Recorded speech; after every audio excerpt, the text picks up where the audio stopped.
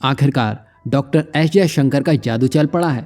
जैसा कि हमने आपको कल बताया था, डॉक्टर एस जयशंकर ने अमेरिका के सेक्रेटरी ऑफ स्टेट यानी कि मार्को रूबियो और एनएसए माइक वॉल्ट्ज के साथ खास मीटिंग की है, जिसका असर अब देखने को मिल रहा है। और यहाँ पर अमेरिकी मीडिया ने डॉक्टर एस जयशंकर से पूछा था कि बांग्लादेश को लेकर कोई पॉजिटिव डेवलपमेंट है, तो उन्होंने कहा इसका रिजल्ट आपको जल्द देखने को मिलेगा और जिसकी शुरुआत अब हो चुकी है। बता दें कि दुनिया के साथ ही साथ भारत को इस बात का इंतजार था कि डोनाल्ड ट्रंप कब अपना प्रकोप बांग्लादेश पर दिखाते नजर आएंगे, और वो समय अब आ चुका है जहां ट्रंप का एक्शन शुरू हो गया है, जिसमें जिस प्लानिंग के साथ बांग्लादेश में सत्ता परिवर्तन किया गया था और शेख हसीना को हटाया गया था, उसके कर्ता धर्ता यानी कि डोनाल्ड लू को हटा दिया गया है, जो बांग्लादेश की शेख हसीना के साथ ही साथ पाकिस्तान के इमरान खान के लिए भी काल बनकर सामने आए थे। वहीं यूएस स्टेट डिपार्टमेंट ने बांग्लादेश में चल रहे यूएस एड के फंड को पूरी तरह से फ्रीज कर दिया है।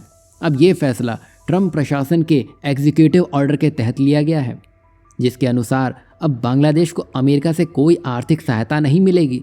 मतलब जो पैसे जो बाइडेन धनाधन अपने खास यानी कि मोहम्मद यूनिस को देने में लगे थे, उसको अब बंद कर दिया गया है।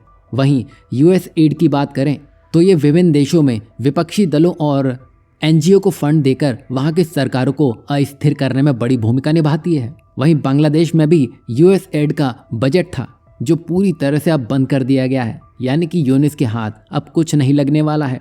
वहीं यूएस एड को लेकर एक खास बात है जो 1961 में शुरू हुई थी और हर साल 50 से 70 बिलियन डॉलर की सहायता दुनिया भर में बांटी जाती है। हालांकि इसका असली उद्देश्य सिर्फ मदद करना नहीं, असल में यह अमेरिका के रणनीतिक हितों को बढ़ाने का एक जरिया है और इस सहायता का इस्तेमाल अमेरिका उन देशों को अपने पक्ष में रखने के लिए करता है जो रूस या फिर चीन के प्रभाव में जा सकते हैं। वहीं बांग्लादेश में हाल ही में 5 बिलियन डॉलर की सहायता भी मांगी थी, लेकिन ट्रंप के इस फैसले ने उनकी मदद पर पानी फेर दिया है।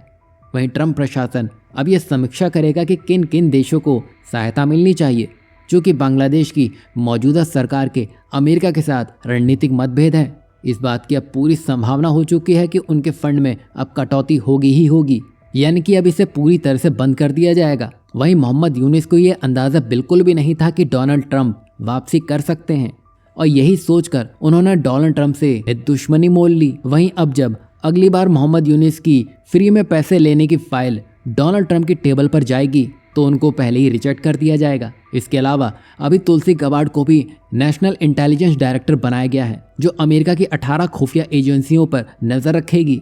अब ये कदम डीप स्टेट के खिलाफ ट्रंप के अभियान का महत्वपूर्ण हिस्सा माना जा रहा है और जब तुलसी गबार्ड हरकत में आएंगी तब बांग्लादेश की और किस तरह से हालत खराब होती है, ये तो आने वाला वक्त ही बताएगा। वहीं बांग्लादेश में ट्रंप की नई रणनीति से ये दिख रहा है कि अमेरिका अब इस क्षेत्र में अपनी भूमिका को नए तरीके से परिभाषित करना चाहता है। कुल मिलाकर भारत को अपने इंतजार का फल मिल चुका है। वहीं डॉक्टर एस जयशंकर के टेबल में एक फाइल रखने से सारा खेल भारत के पक्ष में जा चुका है। यहाँ आप बताइए, डोनाल्ड ट्रंप के लिए गए ये फैसले मोहम्मद यूनिस का खेल बिगाड़ सकते हैं